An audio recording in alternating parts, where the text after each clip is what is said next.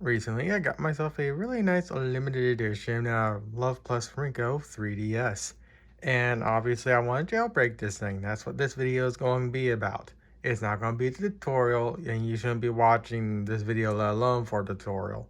With that said, I will be watching a few video tutorials because normally I forget how to do these things because once I jailbreak them, I more or less forget, especially considering they're fairly technical.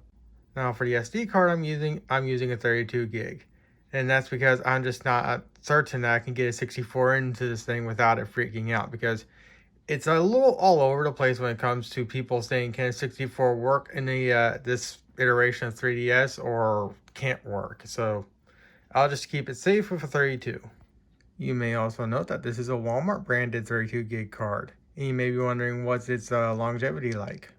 I have the exact same card in this 3DS right here, which I got from my local Free Geek for 35 bucks, because when the charge port was modded, the battery connector became a little finicky. And well, at the time I didn't know that, and the person that did the mod didn't know that, so that's why I was able to get this for 35 bucks. But either way, I have the exact same card inside this, and it still works completely fine. I think I've had this thing for about 3 to 4 months. I don't use it that often, but whenever I boot it up, it still boots up completely fine. So I think the card's longevity is pretty good. Now, when I'm going to be doing the mod, I'm going to be doing it through the website instead of the videos. But I do want to have a point of reference to get a general idea of what I'm doing, because I am autistic and I'm more of a visual person instead of a word salad person, to be honest.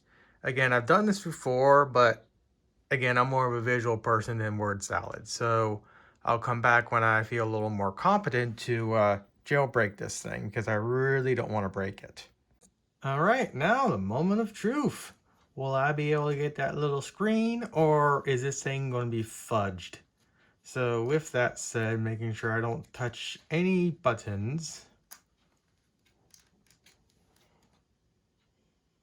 All right, we are good to go. So with that said, I'm going to finish the rest of this up off camera and come back. Quick update, I got to this screen, so I think we are good to go. I am using this supplemental video as I'm using the guide to give me an idea of what to do. With that said though, it always has annoyed me to how this guy has had his screen full bright, and yet mine is, well, dimmer than Biden. But at the very least, I can make everything work. So yeah, that's one of the reasons why I'm not recording the whole process, because, well, you really can't see anything. All right, and now the fun part, backing everything up, especially in NAND. That's the one thing I absolutely need to save, and I'm going to have multiple backups of that because, well, this is a limited edition console, and if, God forbid, I break it, I need to make sure to fully be able to unbrick. So with that said, this is going to take a little bit, so I'll be back in a little while. Alright, backup has been saved, and now I gotta go through the next steps of making sure I have multiple backups of the backup. For reference, when it comes to my main rig, I have this drive, this drive, this drive, and that drive. So I'm gonna have multiple backups just on the main. I'm gonna have multiple backups on my secondary. I have this little microcomputer that's also plugged into 2 of my backup drives, so there's gonna be backups there. And a few other computers that I can't remember off the top of my head. I'm going to have backups for this thing, and they're going to be all over the place. It may be in Japanese, but I know exactly what's going on, and well, everything looks to be in full working order now. So with that said, now I gotta go through the fun bits of fully getting this thing set up to the way I want it, and I will come back when I get this thing fully actually set up. Alright, I'm in the process of getting the 3DS set up with the Love Plus whatever heck you call it.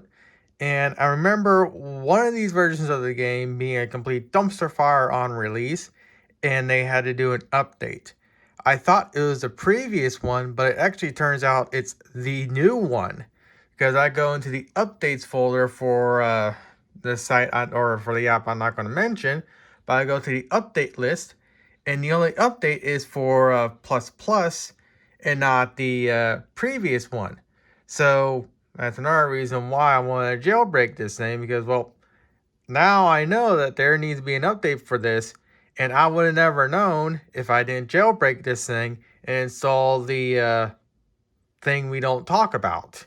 So with that said, I'm going to use the thing we don't talk about to update this copy I have so I can have it fully up to date so I don't have any weird bugs or anything like that. And now I need to take the time to get both this one and this one also up to date because these two are both running the base version. And of course, I just now found out that there is an update for it. So these two will also be updated. But first, I need to get this one back on charge because this battery is flatter than my X. Alright, got the 3DS fully jailbroken, got a new little theme installed, and of course the new game and the previous one. The reason why I have the previous one is because I can switch between landscape and portrait, when this one I only have portrait mode.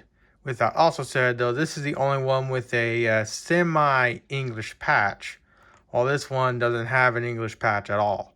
So if I'm going to actually play them fairly consistently, it'll obviously be this one right here. But with that said, the 3DS is now fully set up, and I guess now I can upload this video.